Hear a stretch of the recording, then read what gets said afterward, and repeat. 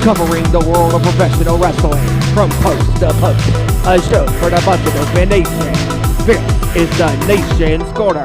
Here are your hosts, Front Row, Ezra and Rick Marsh.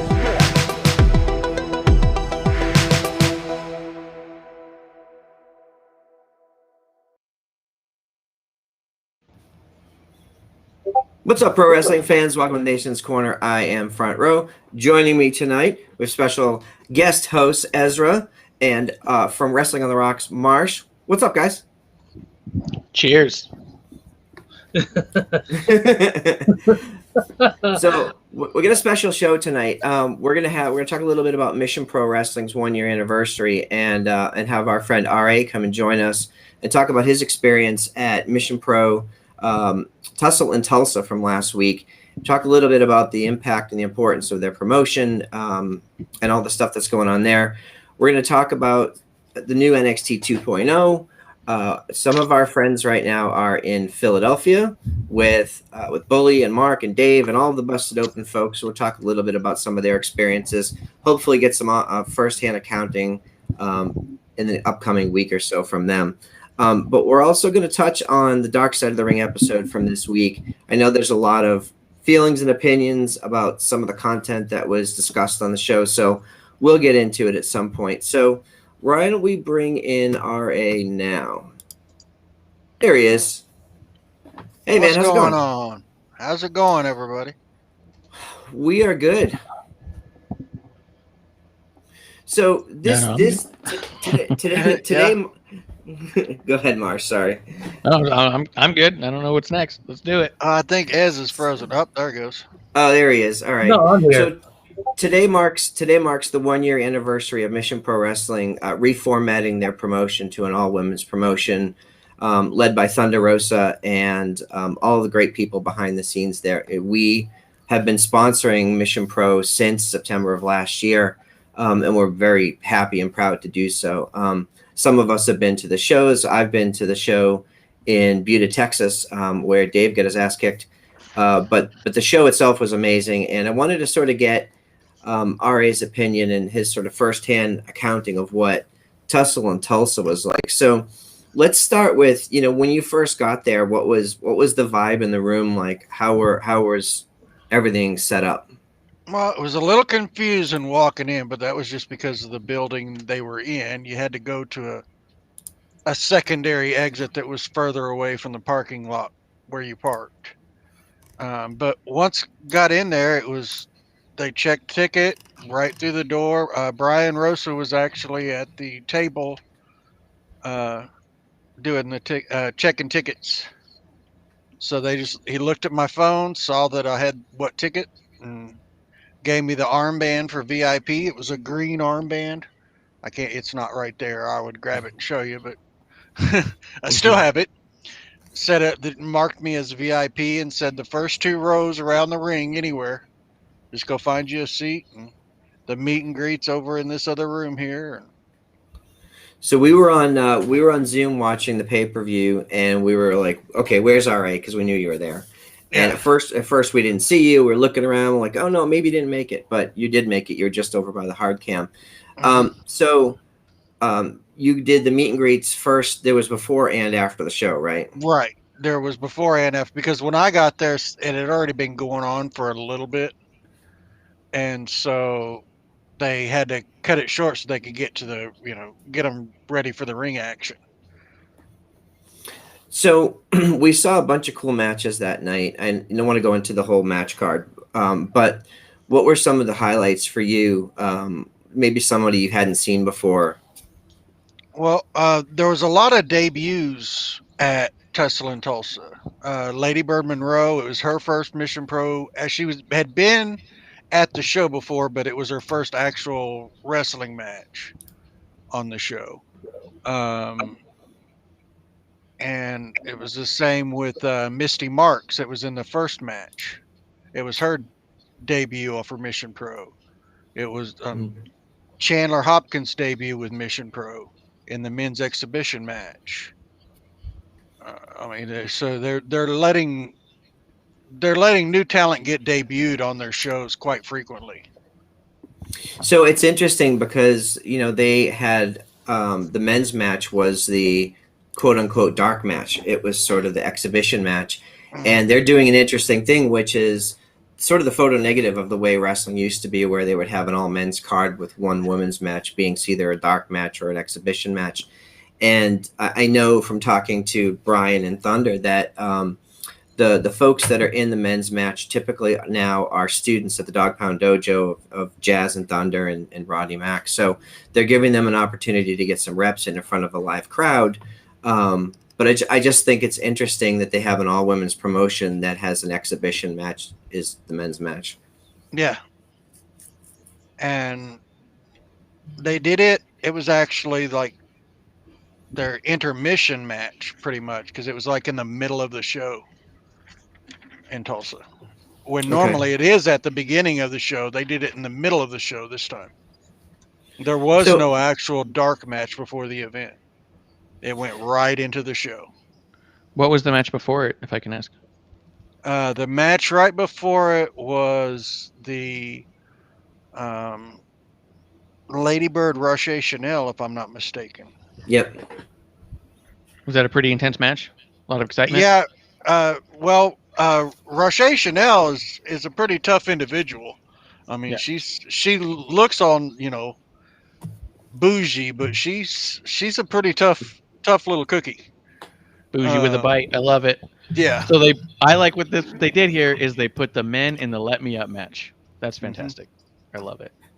And then after that is when they went into the triple threat match with Nova Phoenix, Alejandra Leon, and Gigi Ray, which, if I'm not mistaken, it was Gigi Ray's first match with Mission Pro as well. Yeah, and Gigi is not someone that I'm familiar with. I think that's one of the things that I like so much about Mission Pro is they do introduce us to new talents. Yes, you have your Thunder Rosas, your Holly Deads, your Genocides on the show, typically on the bigger pay-per-views, but then you have people like that who you're like, I don't know who this person is, but now I'm super invested because this match was great. Or the match was good, and now I'm interested in seeing their career path, as they start to, get elevated into a better position. So I know that you also had the opportunity to bring, I think it was your aunt, right, to the show? Yes, I did. And was she a wrestling fan? She has never been to any wrestling event. She's watched it off and on, but never actually sat down and watched a whole show. It's not really been her thing. And she only wanted to go, she was going to go to the Taco Margarita Festival, but it got canceled with me. And so we went to Tussle and Tulsa instead. And she wasn't thrilled that it was going to be a full wrestling show. But she sat and watched the whole show, eyes glued to the action in the ring. I thought the Taco Margarita Festival was like in November. We had one that was supposed to be on the 11th in Oklahoma City, but it got canceled because fraudulent activities were found out. Sounds good. Yeah, we actually went to the Taco Festival here in Greensboro a couple months ago with Thunder and the Mission Pro folks, and it was great. Like, it was $30. You get a T-shirt, 2 tacos, 2 margaritas, and wrestling, and it was fine. It was exactly as advertised. But some of the other Taco Festival instances throughout the country, yeah, there was a whole Reddit article about it. It made the news a few weeks ago that there were fraudulent people running the events. So some of the event coordinators just decided to drop them entirely. So I know that they had moved some of the talent that were supposed to be at the Taco Festival by you, because it was only the day before, right?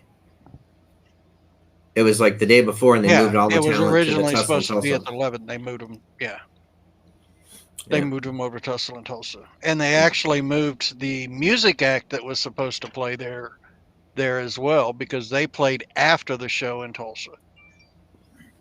They played upstairs after the event. Okay. Because they had a full bar and everything upstairs that you could go and get a drink and come back down and watch the match. Did they serve margaritas? I don't know. I didn't go and check the bar. Missed opportunity. Yeah. Yeah. But Although I will tell you from having been at some wrestling events where drinking is heavy, this was probably for the best. Yeah. So on the show, obviously, it was headlined by Maddie Rankowski challenging for the Warrior Wrestling Women's Championship, who held by Thunder Rosa, and it was a long match. I think it was a longer match than I expected. So, what was the match like for you? And this was your first time seeing Thunder wrestle live, right? yes, it was the first time seeing Thunder. It was seeing any of the Mission Pro live. To be honest, I've seen it on pay-per-view, and it was actually my first live wrestling event. Well, only my second live wrestling event since COVID. Okay. So in that match, I think that match we saw Thunder try some new stuff, and I'm going to be interested to see some of the submissions that she tried. I haven't really seen her do before. We'll see if it makes it, onto AEW. She stretched Maddie out there at the end. I mean, I got a real good shot on my phone. I think I posted it on Twitter and everything of her stretching Maddie out, and it's a different angle from where the hard camera was looking at. So how was Maddie? You got a chance to talk to Maddie after the match. How was she feeling? She was feeling okay, but you could tell her chest was all looked like ground hamburger meat where she had been chopped by Thunder Rosa. Oh man. She was definitely showing the marks from the match. Wow. So yeah, just let's talk a little bit about Mission Pro before we move on.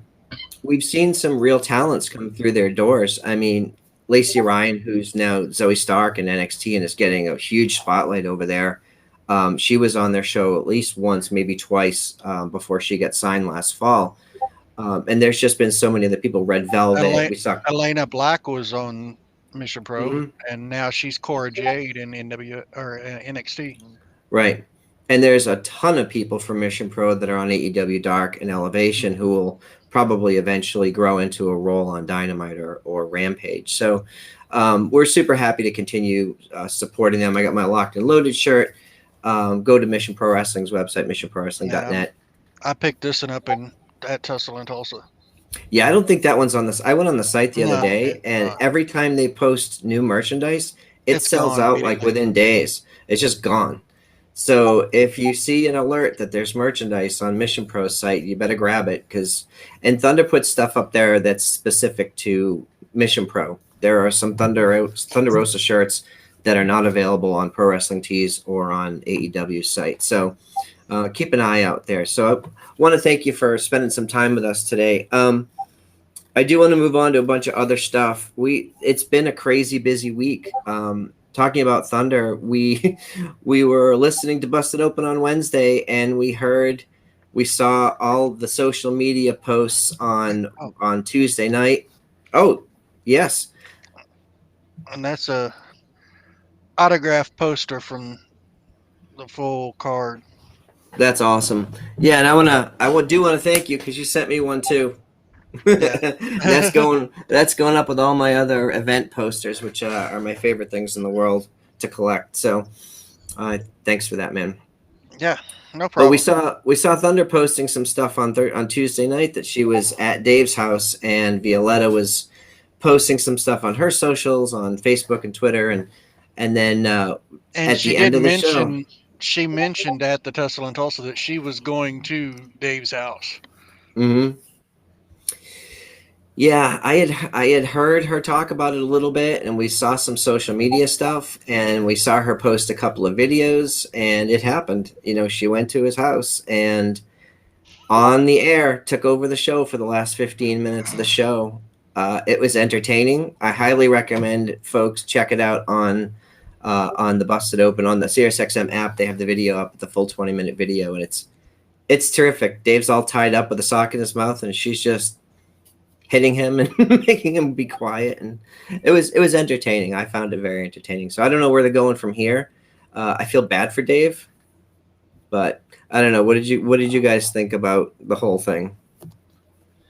I think if Cora Jade looked like ground meat to you the other day, then I'm excited to see at what point Dave LaGreca starts looking a little ground meaty too. He So- did get pretty beat he up after did. that incident in Buda. Yeah, we talked to Dave after his match with Thunder Rosa and Buda. His chest was just shredded, and although he said that all that did hurt, the thing that hurt the most was the drop kick. He said she drop kicked him into the corner. He said he couldn't breathe for about 30 seconds to a minute. Like he really was having trouble breathing. Oh, you see the ring post move when he gets hit. Yeah. I mean, if you watch it a video, the ring post flexes. He was very uncomfortable. He was very unhappy that night. Yeah. And Dave was there, to his credit, he was there helping, some of the Mission Pro folks break everything down, and he had like 2 hours before he had to catch a flight at like 3 a.m. or some shit like that. So so credit to Dave and Thunder. They're telling an interesting story. It's engaging, it's fun. We all know the deal, but it just have fun with it. So Yeah. It feels like that Samoa Joe AJ Styles one just turned a little bit different. I love that. Yeah. Davey. Except they're telling a story over a nice long period of time. It's like they're dropping bits of it and then they move away from it, and then they drop something and then they move away from it. So it's not like It's long-term constant thing. storytelling. But it's not constant. It's just like it's a treat once in a while. You're like, all right, this is fun. I don't know, Ezra. You were listening to it? What did you think? Well, let's see. First of all, number one, we love Dave, but come on, Dave had it coming. I'm sorry, but Dave's been running his mouth. He did egg it on. He's been running his mouth for months. Thunder got the opportunity. She struck, and boy, does she strike hard. Like I was telling you guys during the pre-show meeting today, one of the things I didn't realize is what Thunder had hit Dave with in the very beginning when his headphones went flying and he hit the ground. She cracked him right in the skull with the Warrior Wrestling Women's Championship belt, and then proceeded to beat the shit out of him with the stool. I thought it was severely entertaining. I was laughing so hard I could barely breathe. Then the video came out, and I was utterly just amazed on this. I'm excited to see where it goes from here. I'm excited to see what kind of story continues to develop and where this will eventually all culminate. Having seen that belt live, I can tell you that it's no joke. The plates are it's thick plates and everything on that belt. Warrior Wrestling does spend money on their titles. And it looked a very nice title, I might add, with the Spartan headdress. Absolutely. Yeah, it's badass looking. It has sort of almost like a Mad Max feel to it. Yeah. Warrior Mad Max.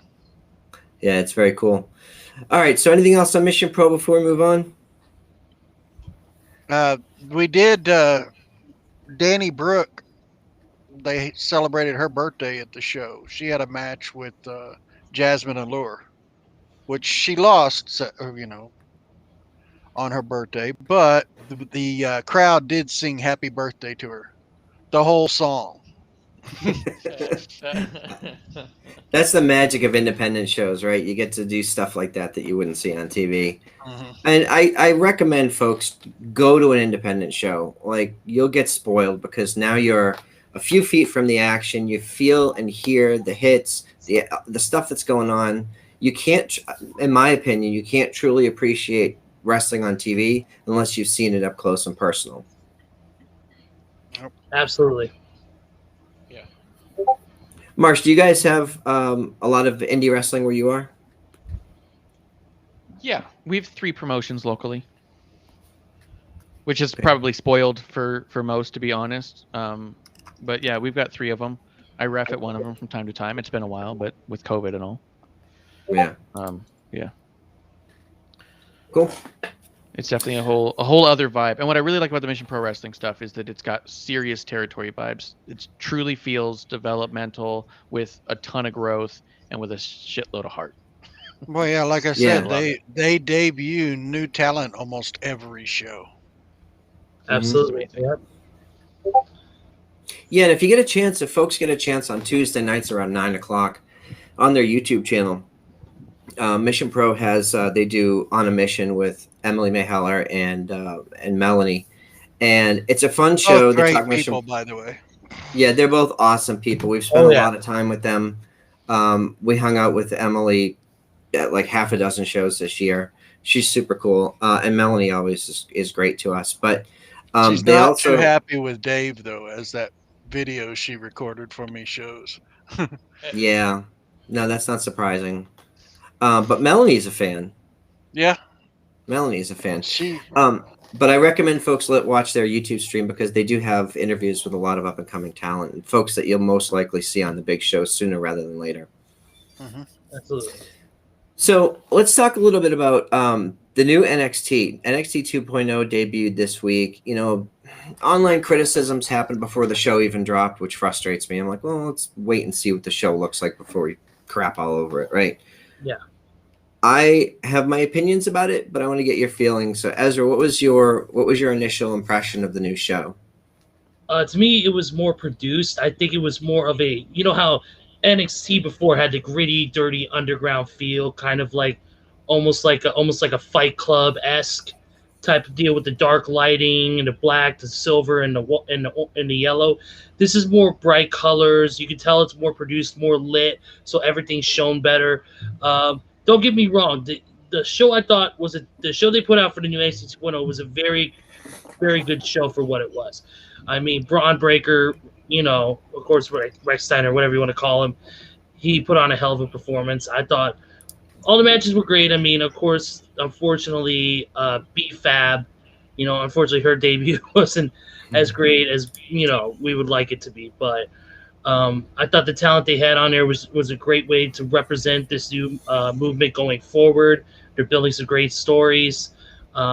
It's a very bright future for NXT 2.0, but it's going to be interesting to see going forward how this brand with this new look and this new kind of almost like a reset in a sense, how it goes forward over the next 6 months to a year. Yeah, and I know, Marsh, you and I have had some long conversations with our friend Sam Roberts, and I kind of want you to share some of your thoughts on this, because going into it, I think we were sort of hesitant, right?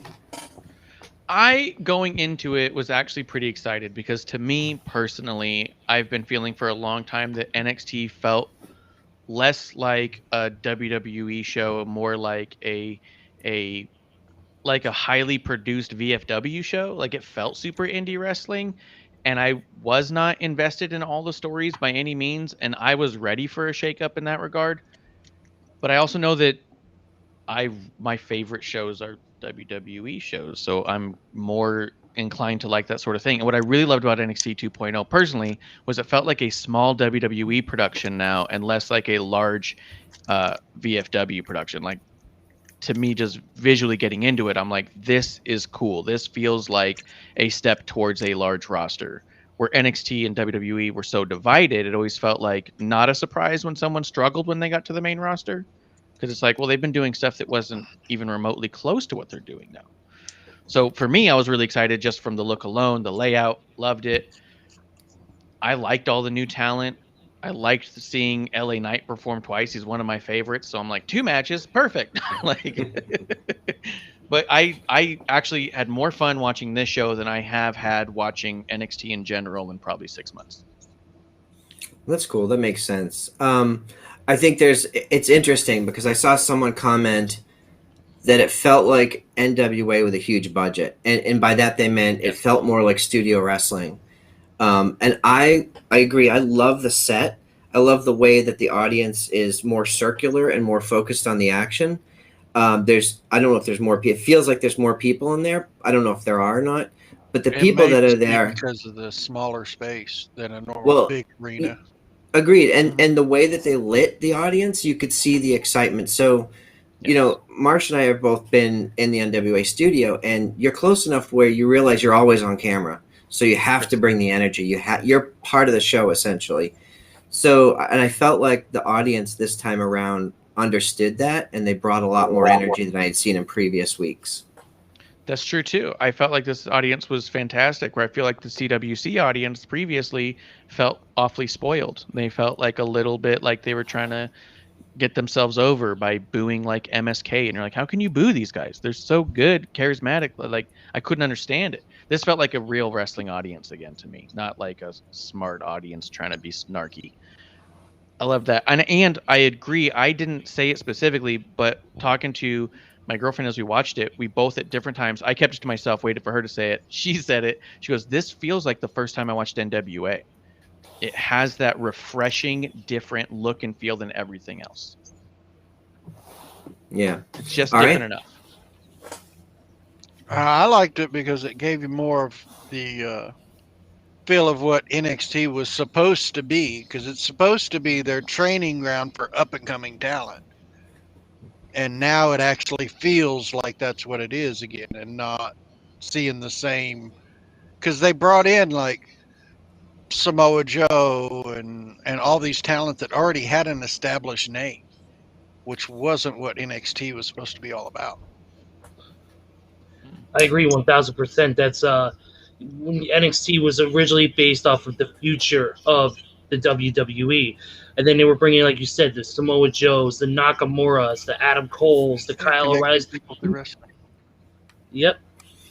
Yeah, but Yeah, quick shout out to our buddy Connecting People Through Wrestling. So just real quick, we got a chance to meet him. Ari, you met him as well in at the NWA tapings recently. So good dude, very very positive, good people.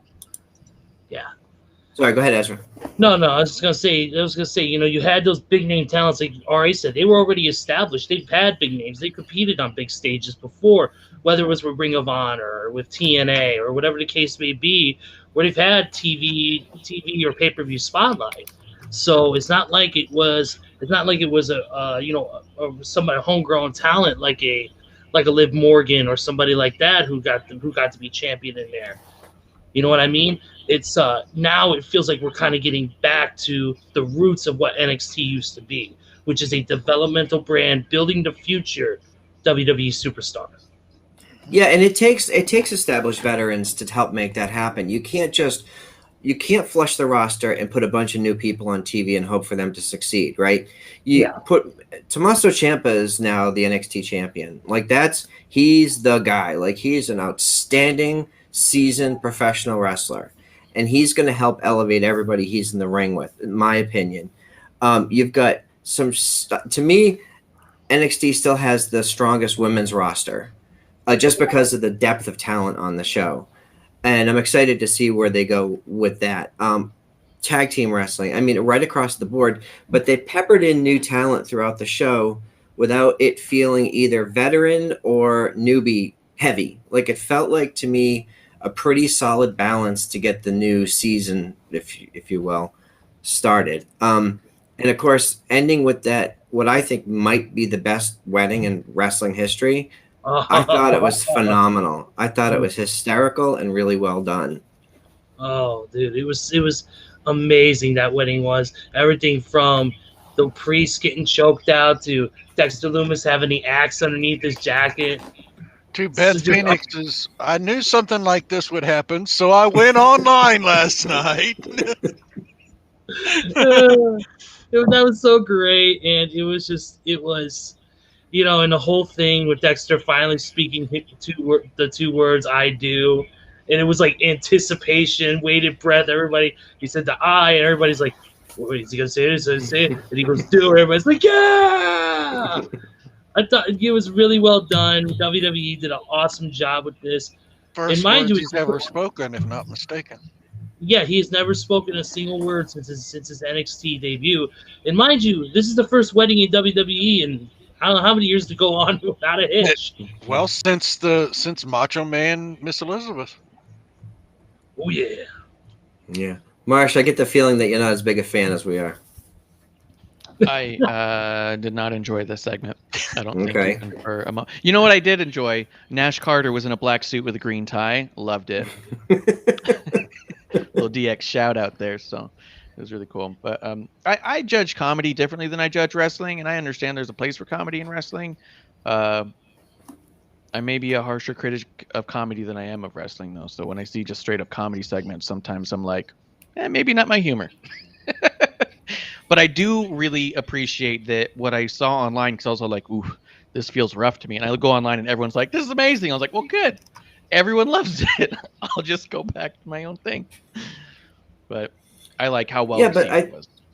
I mean, that's cool. I think we all like different things. And I think it's okay to not like something, but to openly trash something or to root for someone else to fail. Yes. I don't get behind that. And I know you for years now. Like, you're not that guy. So, but to say like this, I like this, I didn't like this, that's cool. Yeah. If you look at my Twitter that night, I jumped on Twitter because I didn't like a thing, but I did not tweet at all about that thing.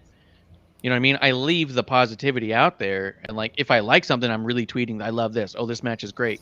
If I don't like a thing, I'll go on there to see what other people are saying, but I'm not trying to add a negative vibe. I don't think there's any fun in trying to tell people what they are enjoying should not be enjoyed. That doesn't make sense to me. So I completely, I'll stay silent on things I'm not really into. Yeah, then you're in the Discord trashing me. I get it. It's fine. Yeah. I'll DM you right away. Exactly. But I thought it was a nice punctuation mark on what was already a fun show. Like, the wedding was great, the championship match, and I was glad to see that they're not going to stray from the style of wrestling that we're used to seeing in NXT. I think that was one of my big fears, is that they were going to change to the more quote-unquote WWE style that we see on Raw and SmackDown. I didn't get that feeling at all. I felt like we were still going to get NXT matches, which is, to me, what was going to keep me around. Absolutely. And I think we're going to get those people, the Ciampas, the Thatchers, the LA Knights, to elevate the younger people into getting those quality matches out of them, while also teaching them enough to where they get to the main roster, they're not startled and surprised by bright lights.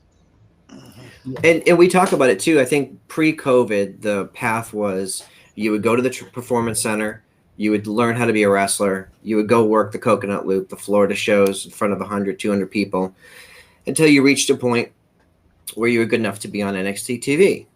After a period of time, you would make it to takeovers, and then you would quote-unquote graduate to the main roster, to Raw or SmackDown, which I think for the most part worked up until when they started to really bring in some high-level indie talent and just bring them right to the takeovers and the NXT TVs, which sort of clogged up that, to me, it clogged up that space for newer talents to come up, through the ranks. So it almost feels like this way of doing things is going to give us a better NXT product, and hopefully down the road give us a better Raw and SmackDown. Yes, I think we're going to see a lot less struggles from talent when they get to the main roster. If while they're in NXT, they're in a similar product, learning what's going to be useful on Raw and SmackDown. You know what I mean? Yeah, and what do you guys think about, because like the idea that they spend so much time to build equity in a performer, even take like a Raquel Gonzalez, like when she was in her previous iteration, she was not successful, but then, she got super buff. She practiced for over a year in the performance center, and she came out as Raquel Gonzalez, and we're like, holy shit, like this, I believe this person is a champion. But then you see someone like that, and she's not there yet, but like you see all this equity built up into characters, and then they show up on Raw or SmackDown, they get a new name, and you go, all right, but I don't care about this person now. You just made me not care about this person. How do they solve for that? Like, how do they not make that happen again? I think removing that disconnect between NXT and WWE, like NXT being not only its own brand but almost alternative to the general WWE product. If you now have an oversight, which I don't really buy into it much for dirt sheets and such, but if you want to believe that Vince and Bruce are it's been completely said that they're not actually running the shows, but there is an oversight now. If they're actually having a hand in it of this is what the product should look like, and if they're having like the final approvals of things like names and gimmicks, then it's going to be less hard to sell them on it when they get to the main roster and say, trust us, this name works. Well, I know I already approved it 2 years ago. You know what I mean? So the idea of getting people at that level invested at an earlier stage. Yes. Okay. So before we move on, RA, Ezra, anything else on NXT that you liked, didn't like? Really, I got one thing I want to say is the end of NXT where Braun Breaker and Tommaso Ciampa faced off. I think this is going to be, if they build to this, I think this is going to be a big step up for Braun, and this is going to really is really going to showcase how good of a wrestler he truly is. I mean, we know he's an elite level athlete. He's the son of Rick Steiner, for Pete's sakes, one of the best tag team wrestlers. One of the best tag team wrestlers of all time, and one of the best wrestling athletes. And so it's his pedigree. But to put him in the ring against, to be one of the best talents to ever come out of the independent circuit, in Tommaso Ciampa, a guy who's seasoned and knows what he's doing and can take a talent like Braun and build him up, I think it's a perfect match because it's Braun has got the size and the speed where size and power where Ciampa's got the speed and the overall brute force. So I'm excited to see what happens there. I think it's going to be a great learning experience for Braun Breaker going forward. Yeah, and I start to get worried when they put someone so new into that championship conversation, especially against someone like a Tommaso Ciampa. But we've seen it successful in other places. We saw Camille go against Thunder Rosa. We saw her go against Serena Deeb. And in both cases, she was elevated by being in the ring with those people and became better for it. It is a sink or swim moment, though, and I'll be interested to see what he does with it. Yeah. Hey, sometimes they'll throw a title on a person and have them defend it against veterans just to get them ready for it. Because, I mean, as much as I might even get pushback in the idea, but I think of Drew McIntyre's initial title reign, they only put him up against like 10, 15-year plus main event style veterans. And I think it was because they were unsure if he was main event ready, and it was, but he's going to be our guy, so let's get him main event ready by putting him in the main event with already main eventers. You know what I mean? Yeah, well, I do. when they debuted the Road Warriors, they debuted with championship belts. That's true. Oh, these old things? Yeah.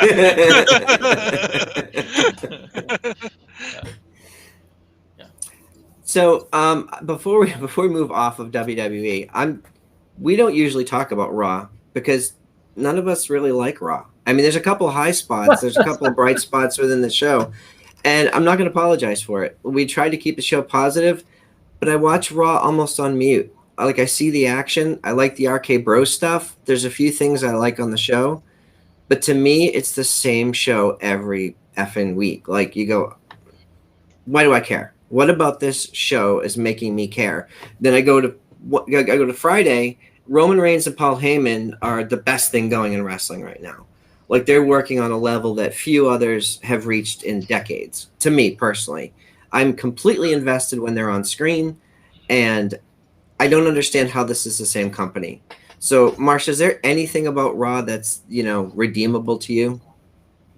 I think also on your same point, though, briefly, I think of like how Dominic and Sami Zayn have had 3 matches in 3 back-to-back weeks, and it honestly feels like a progressing story. It doesn't feel like rematch for rematch sake.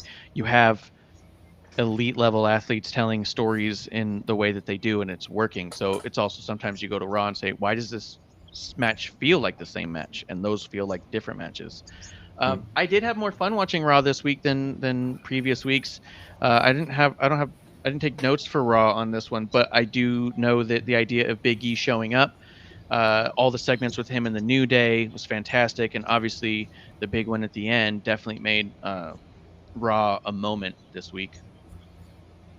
Yeah, I mean, I will say that, like, Big E cashing in and becoming the champion, that was effing cool. Like, I don't know the guy, but like I listened to the podcast and I've seen a ton of interviews with him. People that we know him and say that he's like the best guy and the hardest worker. So there's a personal investment as a fan. You go, I want to see this person. Like, we understand what wrestling is. We understand what titles really are, but it still means that the company has faith in you. Like, it's a stamp of approval from like the highest level saying, you're our person, our man, our woman, whoever it is holding that title. So I was just like, I was emotional seeing him win because I really didn't think in that moment that he was going to win. I was like, oh, here we go. This is going to be another failed cash-in attempt. And when he won, I was 90% shocked. And to see him on SmackDown this week and to see him on Raw and see him on social media, I couldn't be happier for the guy. Yeah. 100%. I know people who've been I know a different side of the wrestling world, right? I tend to know backstage people, grunts. I tend to know the types of people who work completely out of the creative and stuff. And there are people who used to work backstage as like gaffers and stuff who no longer work there, who have said that guys like Kofi and Big E and Mark Henry even are guys who keep in touch with guys like that. And I mean, how good of a dude are you if you're befriending and keeping in touch with those who really have nothing to offer you in your career path, in an ego-based career path, you know? Yeah, I've heard something similar about The Rock. Like when he makes his, rare appearances, people that he recognizes, camera people, gaffers, Yeah. ring crew, he'll go over and say, "Hey, man, haven't seen you in a while," or "Great, great to see you still here." And he's very personable, and Yeah. that means a Yeah. lot. That goes a long way for me as a fan to know that someone's good like that. Yeah. Oh, we got a 100%. Hijacker. Yeah. I see Hijacker in the chat. What's up, Hijacker's in Hijacker? the chat. Shout out Guido's to in the Hijacker, chat. who's see Guido. Hijacker does all of our video editing and just works he's coming off of a long stretch of work, so we're glad he joined us tonight. I know the dude's probably tired, and a fellow cigar smoker as well. Which I meant to ask you, Marsh, what are you smoking? Right now I got a Nub Habano. Oh, I just have it prepped ready though, because I can't smoke in the studio. But yeah, I don't smoke in here either. But I'll go outside after the show. The dry draw is really good, so I can't wait. I think I've got the big humidor now, the 300 count. I think I've got a Bones lined up for tonight, CAO Bones, which is one of my favorite recent additions in the last year or so. It's awesome. It's fantastic. Anything Habano or Corojo, I'm probably gonna like it way too much. So when I saw the Nub Habano one lying around, I was like, oh, here we go. The Romeo and Juliet Habano are reasonably priced and have a good draw too. I was recently disappointed with the Monte Cristo Habano. Oh, really? Yeah. But it's my general staple. Yeah, that's right. Hijacker now has started working part-time, aside from his main job, in a cigar lounge. So we're going to be hitting Hijacker up for some discounts, I think. Hashtag Busted Open Cigar Club. Yeah. So that's something we should talk about before we move on. Marsh, you and I were talking about cigars earlier, and I think there's like 5 or 6 of us in our group that smoke on Zoom like every night. So we're going to put together a cigar night for this show, and it'll be real informal. We'll all be in our outdoor smoking areas and just have a nice show. So we had, and Hijacker will have to remind me the gentleman's name. We had someone from Cohiba on last year and walked us through the whole line and talked about the process, and it was really interesting. And I had thought for years that Cohibas were too strong for me. And then I tried the blue dots and the red dots, and I'm like, oh, these are actually really nice. So we're going to do that sometime very soon, I think. So the other thing I wanted to talk about for WWE was just, I think I was super happy for Bianca Belair to see that. Sean Williams, thank you. So yeah, Sean was great, and I just my memory's crap because I'm almost 50. So, let's see. No excuse. I was super happy for Bianca Belair to have a moment on SmackDown to be introduced by Kane. Like, I thought that was super cool. I know it's his home, he's the mayor there, and it's her hometown, and all the stars aligned for that. And of course, Becky comes in. And I know, Marsh, you're a big fan of Becky. Becky. No, behind these are actually Becky figures. So both of these are Becky figures. I think you and I were both hesitant to think that Becky was going to be able to pull off a heel turn, especially this early into her return. I think she's doing a pretty good job. I think they've been doing it absolutely right. I was super hesitant in that, are you crazy to even try? Because I was there in SummerSlam in the crowd when her music hit, and the place went berserk. Even after the match, the place lost it because Becky won. She's our champion again. You almost forgot what this loss could mean. You know what I mean? But you were so excited about Becky being back and Becky having a title that you're just like, this is it, and the place is going nuts. And you're like, man, the crowd's not going to be real happy to boo her. But then I started thinking about Roman Reigns.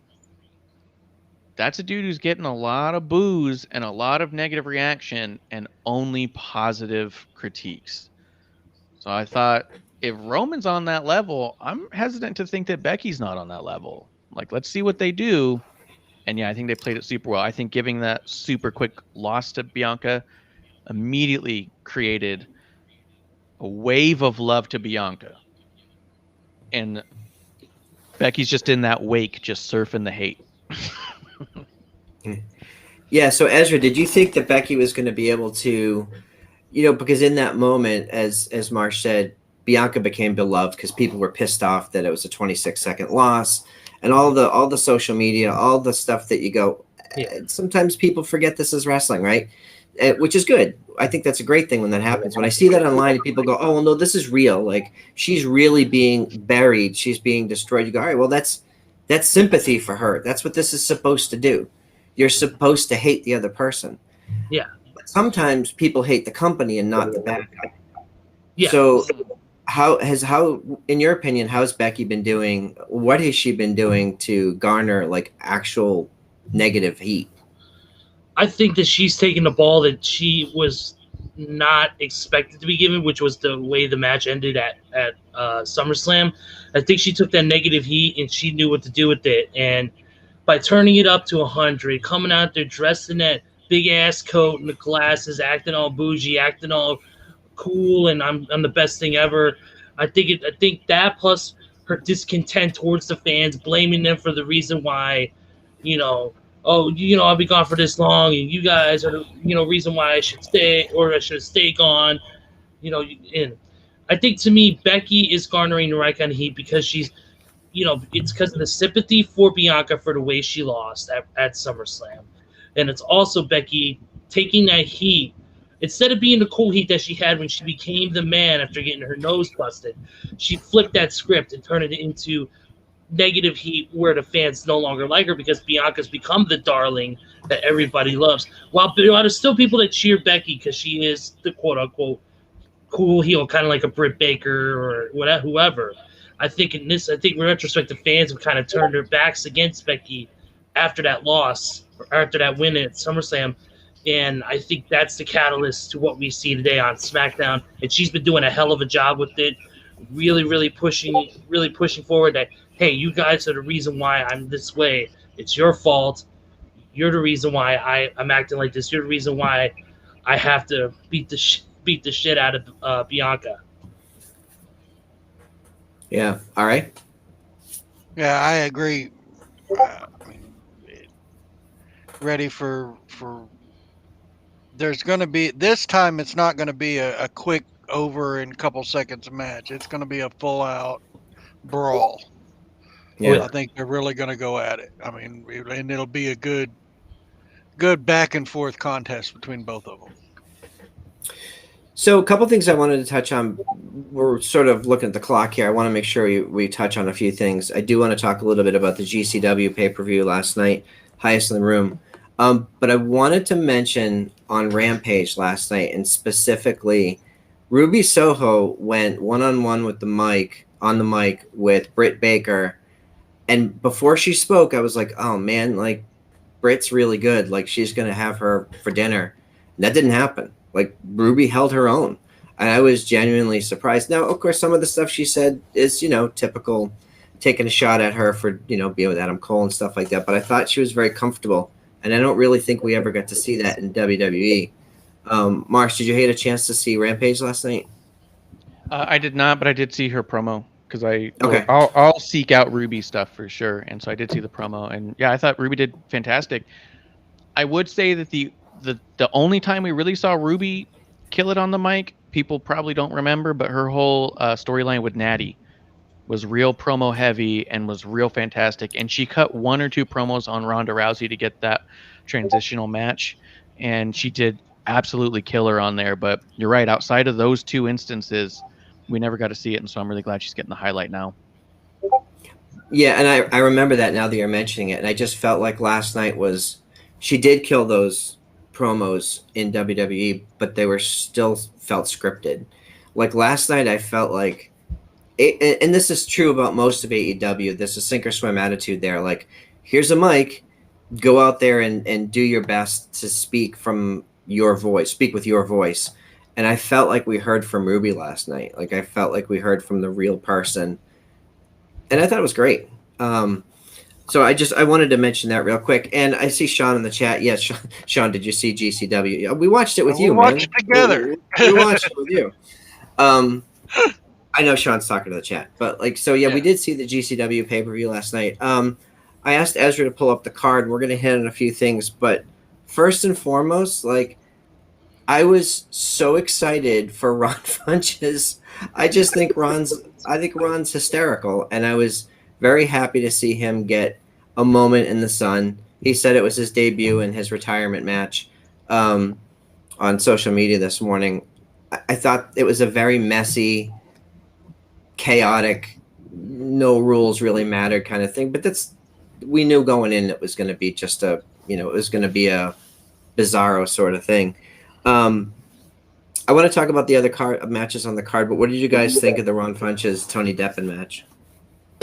I thought it was downright. I thought it was funny, but it was with Tony Deppen.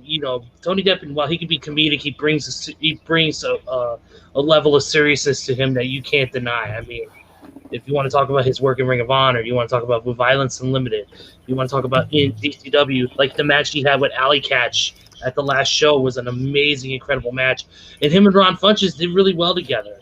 I thought they really contrasted each other. As far as the comedy and the actual real wrestling, Ron Funches pulling out a drop kick. Who would have thought that? And then, of course, the appearances by Dan Housen and Alley Catch. And the full moon of Tony Deppen. Oh, absolutely. Absolutely. I saw that. I started doing the Thriller dance, but I digress. But no, I thought it was great. Ron did an awesome job. And, Tony Deppen helped make him look good. And it was a great moment for Ron. Marsh? I thought you were going to break out into the Backstreet Boys there for a second. It was pretty cool. I enjoyed a lot of the interviews that Funches did on the way into it. But could we retire the Canadian Destroyer now? If everyone's debut match, they do one. Could we just be done with it? If Bad Bunny does it and it looks clean, and the Funches does it and it looks like this, let's just stop doing it. I'm not even mad at that. Ricky Morton. So we saw Ricky Morton do it at the NWA, and I'm like, I respect him. He's awesome, and I've spent time around him. He's a super nice guy. But like, if he can do it, I could probably do it. Yeah, I could probably do it. Yeah. To me, the only one who should be doing that is Petey Williams. Yes. Yeah. Okay, so in that main event, right? I mean, I think Jonathan Gresham is criminally underrated as a technical wrestler. I don't think he gets nearly enough attention, and of course that's probably due to where he is right now. If he makes it onto a WWE, NXT, AEW, that dude is going to kill it. I was super happy to see him in this match. I was happy to see him in the ring with Minoru Suzuki, someone who he respects an immense amount, which I think most people do. So what did you guys think of this match for those who saw it? It was a very brutal, hard-hitting match back and forth. I mean, they both pulled no punches. They were, even though Grisham was smaller than Suzuki, it was still a brutal match. Oh yeah, that was a fight, man. And when Suzuki came out, and I heard the beginning of Kaze Nina Ray, the hair was standing up on my arms because I know being there live it all out, hearing that music, it still gets me hyped. It still gets me excited. And to see even the ring announcer MOJ screaming Kaze Nina Ray when Suzuki stepped in the ring, I thought was a damn cool thing. I thought that was cool to see even the announcer be a fan, even for just a moment on camera. Yeah. So real quick, I mentioned earlier in the show, our friends are with the Busted Open crew right now. Mark Henry and Dave LaGreca and Bully Ray and the whole crew are there. Ariel's there and some other folks. And I see Mongrovian Mike. The Nation is at the ECW Arena, and they've been posting pictures on socials today. Go check out our socials at Nation's Corner on Twitter. We've been retweeting a lot of the pictures. In fact, if you Trenda guys got to meet her good friend James Storm. yeah, Trenda got to catch up with James Storm because she just hung out with him in St. Louis a couple weeks ago. Yep. If you guys would just put your cameras off for a second, I want to share this picture. Sure thing. So this is pretty cool. So this is, and Bully Ray's been talking about it on the show all week. He wanted to get a picture in front of the mural with the Busted Open Nation, and this is cool. So in this picture, I see Tony, Deb, Chad, Danielle, Seth, Bully, Neil. Dave, Chris, Neil, Scott. Mongrovian Mike, Scott. I see Trenda, John from South Jersey. John from South Jersey, and a few people whose name I don't know, and I apologize because there's a couple of faces in there I don't recognize. But yeah, super, super cool. They got a chance to hang out with those guys for the afternoon. I think they even may have been to dinner together, and now they're all waiting for the show to start. So shout out to all our friends in Philly who are having an absolute blast. I'm hoping, some folks will be available next week to come on and talk about their experience there, because it's been since like 8 o'clock this morning. It's just been nonstop cool shit happening. Yeah. I've been getting texts and tweets and Facebook messages, and it's just been one thing after another. So I'm super excited that they got a chance to go there and be part of that. So have fun, guys. Enjoy the show tonight, and we look forward to hearing all of that. So we're gonna wrap up the show tonight on a more serious note. So you guys all got a chance to see the Dark Side of the Ring from this week? Yeah. So there's a lot to unpack here, and I don't think that I'm fully qualified to do it, but I think we should at least give our opinions on it. The show sort of talks about the plot. It does talk about the plane ride from hell, but there's a couple things that came out of this, right? Right now, one of the biggest topics on the internet is the whole Tommy Dreamer situation. Tommy made some comments that were perceived as being apologetic for the actions that Ric Flair may or may have not have taken. We don't know. The stewardess had made some pretty serious claims that were corroborated by other people on the special, or on the show rather, including RVD.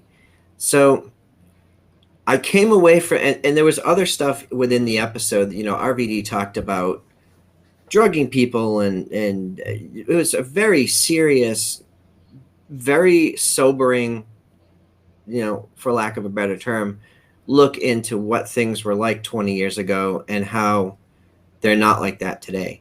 So I want to get your opinion on what you thought, or how you felt at the end of the show, like when the show wrapped.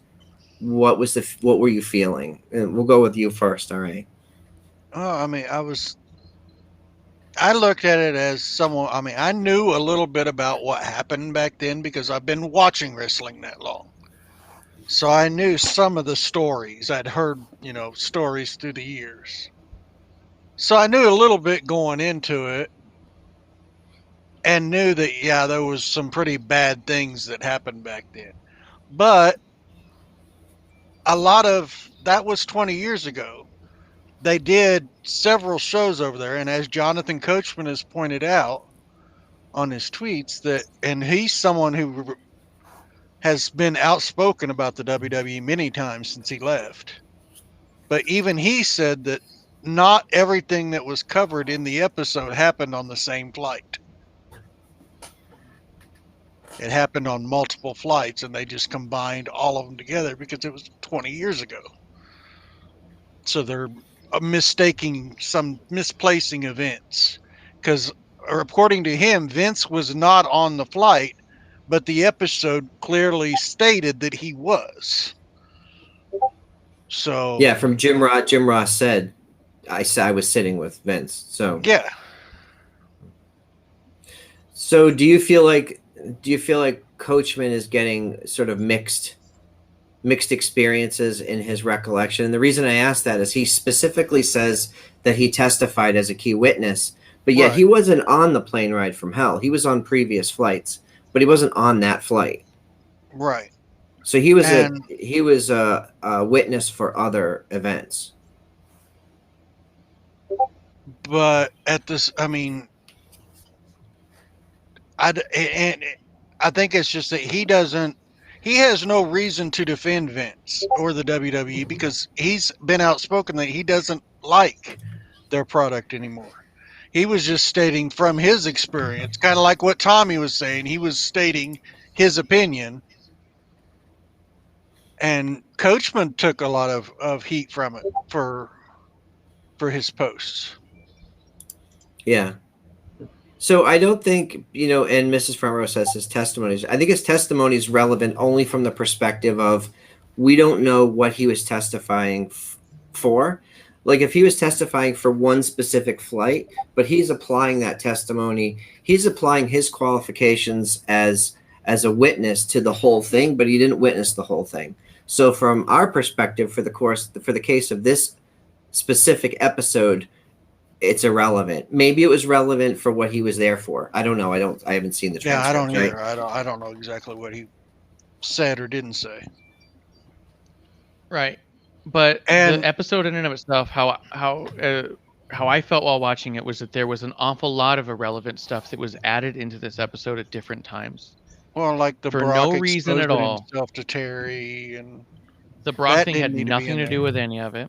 yeah, I would also say that as much as I'm not defending Tommy Dreamer in any way, every time he was on screen, it was a weird placement for an opinion that had nothing to do to further the story. And every time he came on screen, I was like, what the F was that? Like, why did we have to hear that part at all? And I was like, plus it sounded awful. It did sound to me like he was trying to, it was almost like, hey, can you apply absolutely no empathy to anything going on here and then make a statement based off no empathy is what it almost sounded like. I mean, there's no way he was directed that, but it was like, if you remove empathy and only put personal opinion in, I don't see how that furthered the story at all. So he was the only one I felt that kept doing that. Everyone kept talking about the story and their experience, and then he would be injected with, well, I think this because F them all or whatever. You know what I mean? Like, it was just this weird, out of place opinion that didn't matter. Not to say that the stuff isn't like, I mean, they recorded it, so it must have been useful, but well, and But it like you wasn't said- all it wasn't all recorded at the same time. Right. yeah. It was recorded in pieces and then pieced together for the episode. Which is standard television. I mean, that's how they do these things. But No telling what they I cut mean- out.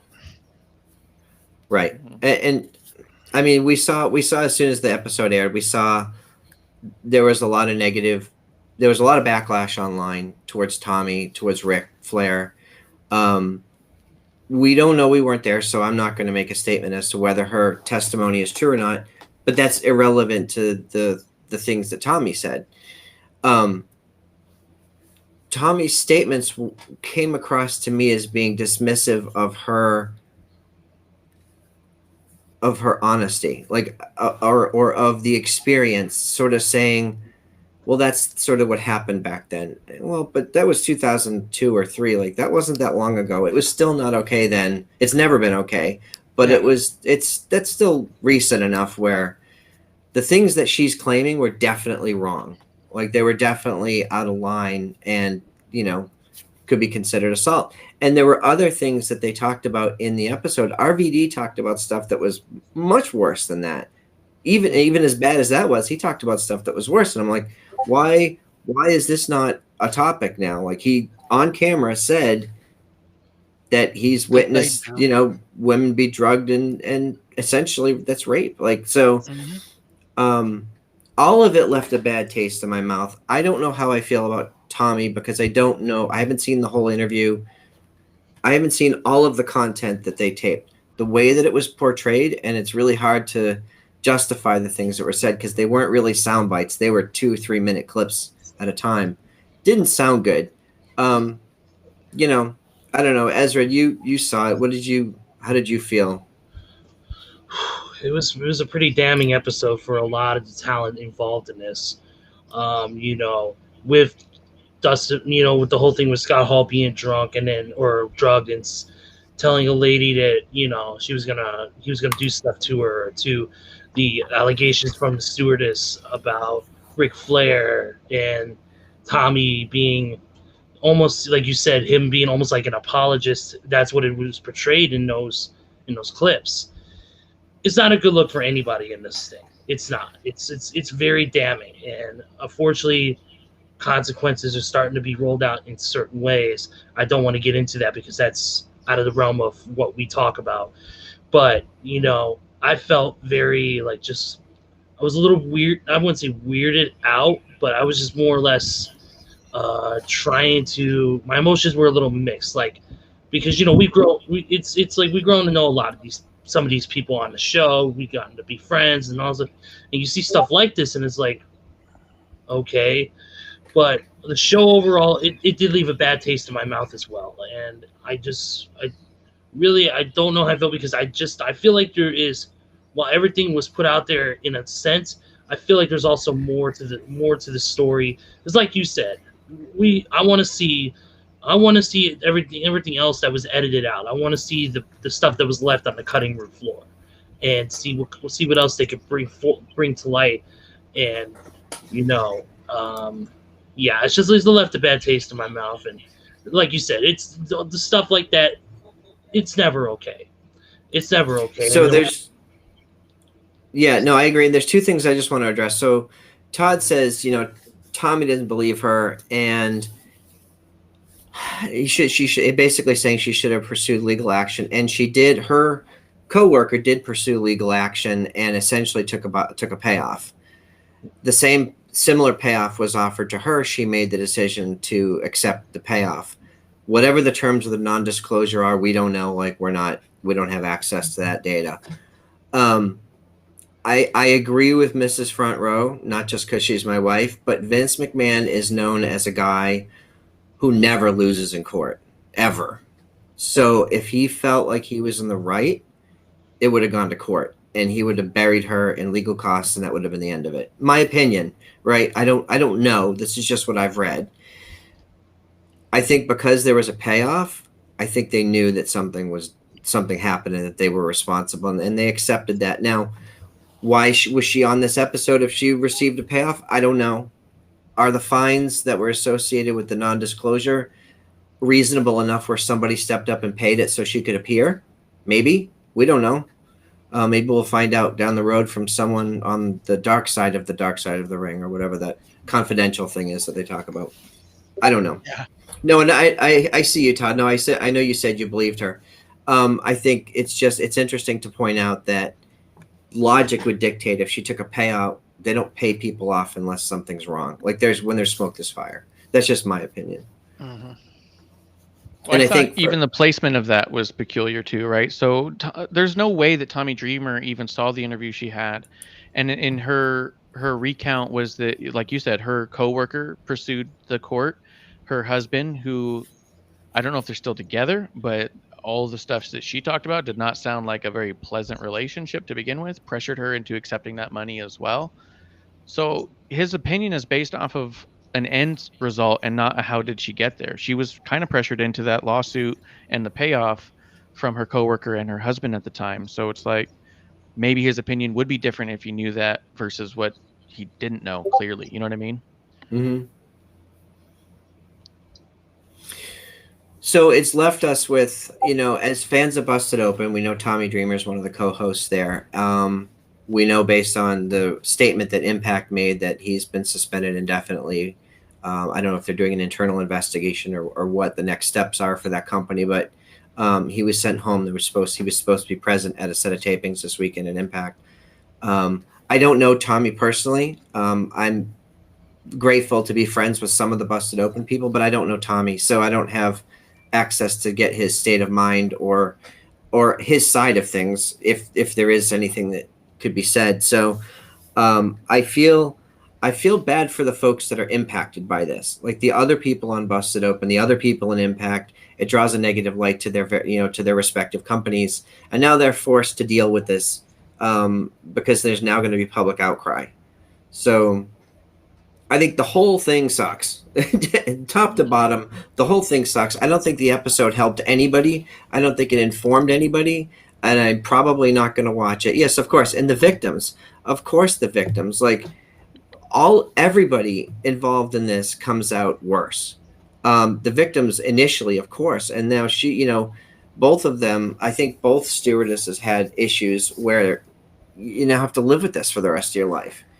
Right? So I mean, I think there's value to, how do I say this? There's value to understanding all sides of a business. There's been dark side of the rings where you do get the behind the scenes stuff that helps you understand someone's struggle or like their battles. We've seen battles with addiction and things like that, but those are singular things. Like this affects a whole bunch of people, and the whole thing started with a 7-hour, delay on the tarmac that just went horribly wrong. Yeah, they served those people a gallon of booze. Story starts with we went through 3 carts of alcohol, and you go, "This is about to get good." You go, "This is only bad now on." Yeah. There's no. Yeah, good and I alcohol. think and not to RA count the pills or anything that they used as well. Whatever else. Yeah, and RA, you said, we were talking about this last night. You said if they had taken off on time and they had a finite amount of alcohol for a 6 or 7 hour flight, probably everything would have been fine. Probably, we don't know, but in theory, right? Well, but because because they they had had done this 7, trip multiple times. I mean, this wasn't like a first time trip, but it was the last time they did this kind of trip. yeah, The thing that I think also, With an private jet additional anyway. thing. There's a lot that sucks, but an additional thing that I think that sucks is I do believe this show gets higher viewership than the average wrestling TV show. So this is the kind of thing that people are watching to learn more about the dirt of wrestling. This is the kind of story that people are going to have and say, yes, that is wrestling. And it's going to be really hard to convince people that nobody in the business nowadays is okay Does with that. that. You know what I mean? It's going to be really hard to convince people that 20 years ago, things were insane. And that's why these stories exist. But everyone around during those 20 years ago is either not there or saw it and wanted to be different, and they are way different now. Like, this is just the narrative that's out there now. mm-hmm. Yeah. I mean, you look at a guy like Goldust, like Dustin Rhodes, right? Like he's freely admitted his mistakes and done the work and gone to great lengths to right his wrongs. He's gotten sober. He works very closely with the women's division AEW. I personally know women in AEW who think that he is awesome, like just a very big proponent of women's wrestling, and he's not that guy anymore. So, all right, well, he's done the work, right? But then there's other people that just never apologized or never made right the things that, the things that happened back then. Yeah. Yeah, and Mrs. Front Row says, and if there's this whole idea that like things were better in the old days, I think all of the legends that we've met, Mick Foley, Bully Ray, Mark Henry, all of these people talk highly about the work ethic and the health and just the way that the athletes today behave off screen is light years better. It's just we're not in that environment anymore, thankfully. And I hope it continues to get better and not worse. Yeah. Also, I think about because you mentioned it before, Bailey, I believe it was her Chronicle or something where she had mentioned it, or it was maybe one of the ones that did about the match, but how she wanted to be a wrestler growing up and told her mom. And her mom's all like, but that's where the women wrestle in mud and do bra and panty matches. And she was like, no, I want to do a different thing like these other matches. Shows like this, like Dark Side of the Ring, make those conversations much harder. Trust me, it's not that in the backstage. Really, because the only information I have about the backstage is this show.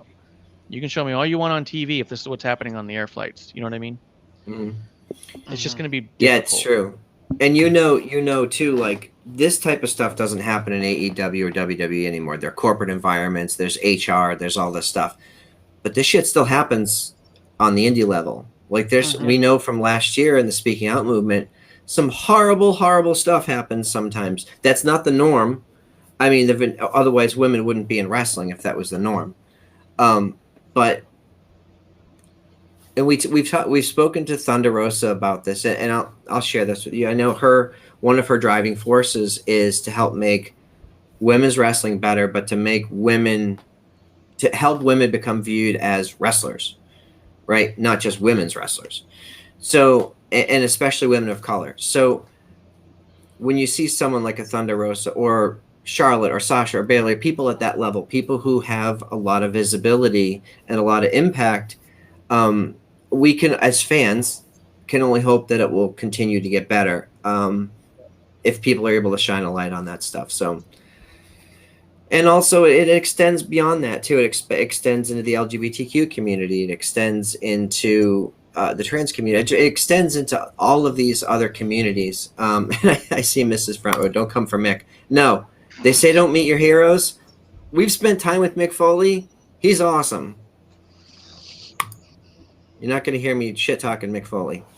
But yeah, her point too is about like we've seen panels with the older generation of wrestlers who are like, these people don't know what it's like to pay their dues. Well, yeah, they do. They just don't pay the same. They don't get their legs broken, in their first match just to pay dues. Like, that's not how the world works anymore.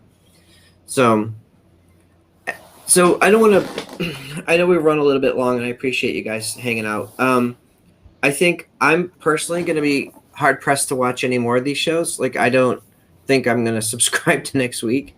Not because the content wasn't important, but I'm not really a big fan of the way that, and this is the other side of it too. Okay. You've got the victim side of it, and then you've got the producer side of it. And I've seen from a lot of wrestlers over the last year or two, over previous episodes, where they don't feel like they were accurately represented, or that their interviews that they had done were not cut properly or edited to present the content, the message that they were trying to portray. So I don't know. Anything else on this before we wrap up for the night? Nope. Okay. So make sure you guys like and subscribe. We're starting to grow. It's really great. Appreciate everybody watching tonight.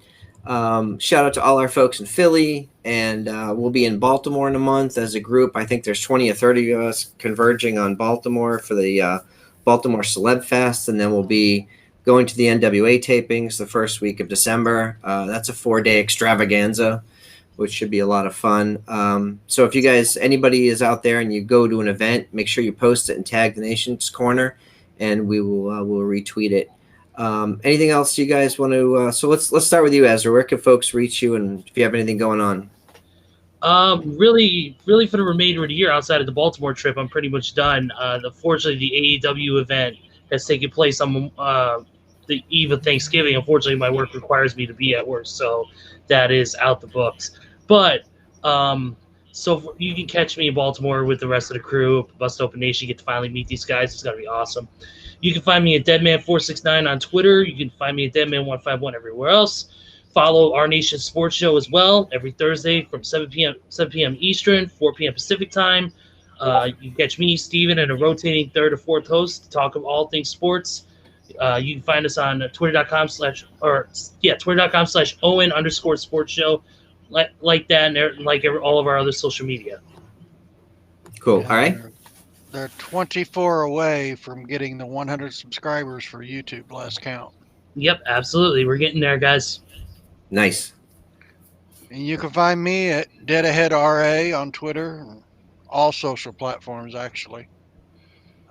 So cool. Yeah, and Ari does a lot of the graphics for our show. I really appreciate you being a big part of everything that goes on here. I try. I try and make good graphics. Yeah. Marsh, what do you got going on? I'm at Ref Marsh. I host a hangout every week, twice a week, Wednesdays and Thursdays at WOTR The Show on Twitter. That's Wrestling on the Rocks, where every show is our first show. And I'm also doing the primary editing for Pro Wrestling for Life with Sean X-Pac Waltman. So also supporting him supports us too. So. Yeah, and I've had a chance to jump on in the chat a few times on your show, and it's just a ton of fun. Like, you guys are awesome.